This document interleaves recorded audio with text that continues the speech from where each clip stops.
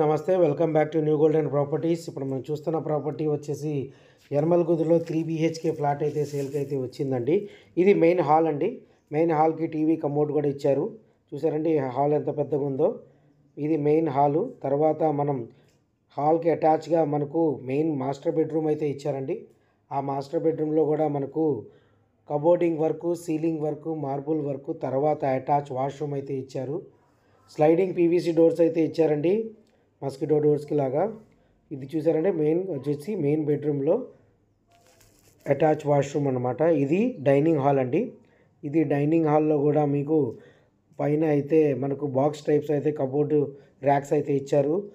Dining టేబుల్కి ఆనుకొని మీకు common wash area అయితే ప్రొవైడ్ చేశారండి. కామన్ వాష్ ఏరియా అయితే ప్రొవైడ్ అయితే చేశారు.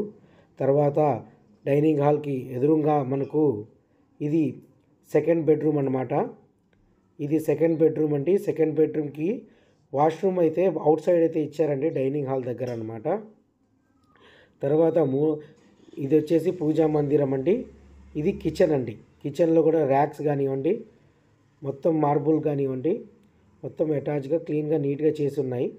దానికి అటాచ్గానే వాష్ ఏరియా ఇచ్చారు బాల్కనీ వైపు. ఇది మూడో బెడ్రూమ్ అనమాట. మూడో బెడ్రూమ్లో కూడా మనకు కబోర్డింగ్ వర్క్ అయితే చేసి ఉన్నాయండి. దానికి అటాచ్గా మీకు బాల్కనీ అయితే ఇచ్చారు. ఇది బాల్కనీ మీకు కిచెన్లో కూడా వెళ్ళిద్దండి. మొత్తం connecting balcony with safety grills అనమాట. ఇది యనమలకుదురులో వచ్చిన 3 BHK ఫ్లాట్.